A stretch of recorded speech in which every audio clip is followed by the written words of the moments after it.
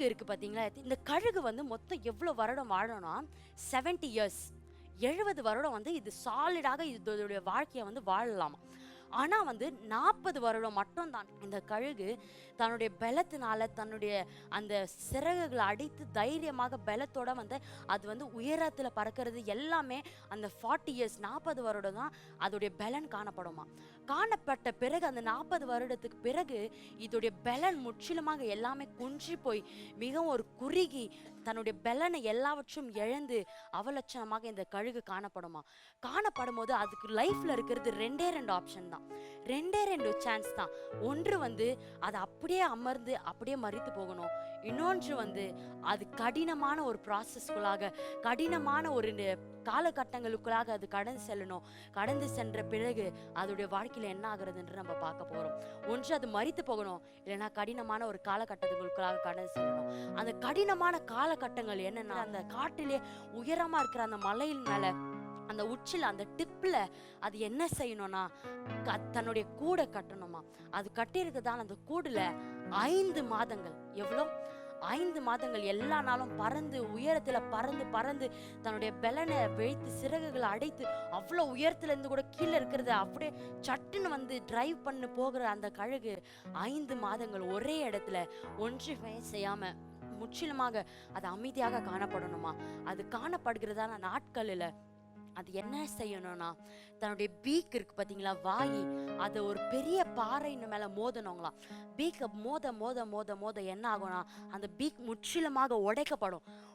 அதோடைய அழகு வந்து முற்றிலுமாக வந்து உடைக்கப்படும். பீக் இல்லாம அந்த அழகு இல்லாம அது வந்து ஒரு மங்கன போல அது போல ஒரு நிலைமையில காணப்பட்டு அதை அப்படியே எதுவுமே செய்யாம அந்த இடத்துல காணப்படும் பொழுது அதுக்கு புதியதான ஒரு அழகு, புதியதான ஒரு பீக் அதுக்கு வந்து வளருமா. வளர்ந்த பிறகு தன்னுடைய இறகுகள் தன்னுடைய ஃபெதர்ஸ் எல்லாமே வீக் அடைந்து மிகவும் பலவீனமாக காணப்படுகிறது பார்த்தீங்களா.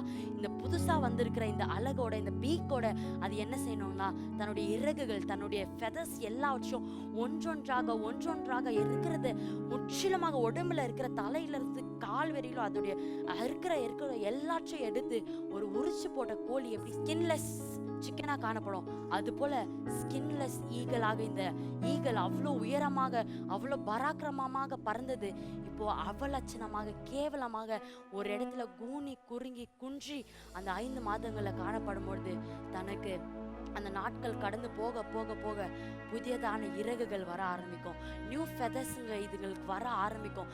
வர ஆரம்பிச்ச உடனே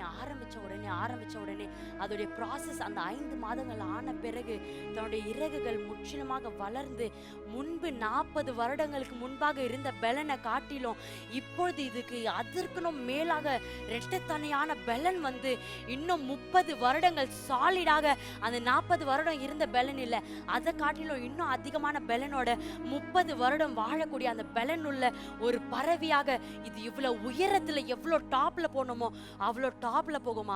அதனால தான் ஏசாயா 40வது அதிகாரம் 31வது வசனத்தை நம்ம வாசிக்கும் பொழுது கர்த்தருடைய வார்த்தை சொல்லப்பட்டிருக்கிறது, கர்த்தருக்கென்று காத்திருக்கிறவர்களோ புது பலனை அடைந்து கழுகுகளை போல சட்டைகளை அடைத்து உயர எழும்புவார்கள், அவர்கள் ஓடினாலும் இளைப்படையார்கள், நடந்தாலும் சோர்ந்து போக மாட்டார்கள். ஏனென்றால் அந்த கழுகு அந்த வெயிட்டிங் என்ற ப்ராசஸ்ல 5 மாதங்கள் அவலட்சணமாக கூனி குறுகி எல்லாவற்றையும் இழந்து அவலட்சணமாக காணப்பட்டது. அந்த ப்ராசஸ்குள்ளாக அதுக்கு போனது நிமித்தமாக தான் இந்த 30 வருடம் வாழக்கூடிய அந்த பலன் அதுக்கு உண்டாயிற்று. இல்லைன்னா அப்பவே மறைச்சிருந்துச்சுன்னா அதோட லைஃப் அங்கேயே ஸ்டாப் ஆயிடும். 40 வருடம் வரைக்கும் அதோட லைஃப் அப்படியே முடிச்சிடும். ஆனால் காத்திருந்ததுனால தான் அதற்கு முன்பு இருந்த பலனை காட்டிலும் இப்பொழுது இன்னும் புதிய பலன் வந்து அது இன்னும் உயரத்தில் எழும்பி அது இன்னும் பெரிய காரியங்களை எக்ஸ்ட்ராடினரியான ஒர்க்கை செய்ய அந்த பலன் காணப்படுகிறது. அருமையான தேவ பிள்ளைகளே, அதே போல தான் நீங்களும் கர்த்தருக்கென்று காத்திருக்கும் பொழுது அவலட்சணமா எல்லாவற்றும் இழந்து ஒரு கேள்விக்குறியாக இந்த உலகம் உங்களை பார்த்து குவெஸ்சன் பண்ணுகிற அளவுக்கு நீங்க காணப்பட்டாலும் ஒன்று நீங்க புரிந்து கொள்ளணும், என்ன வந்தாலும் என்னுடைய வாயினால, இந்த வாயினால என்னுடைய தேவனை நான் தூஷிக்க மாட்டேன்.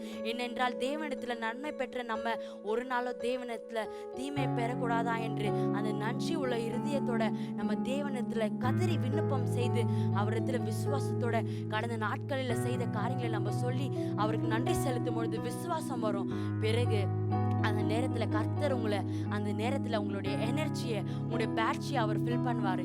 அவர் ஃபில் பண்ண இப்போ உலகத்தின் பலன் இல்லை, தேவனுடைய பலனாக காணப்பட்டு கர்த்தர் உங்களை என்ன நோக்கத்துக்காக, என்ன பர்பஸ்க்காக, அவருடைய ராஜ்யத்துக்காக அழைச்சாரோ அந்த ராஜ்யத்தின் பிள்ளைகளாக கர்த்தர் காரியங்களை செய்ய அவர் வல்லமுள்ள தேவனா இருக்கிறார்.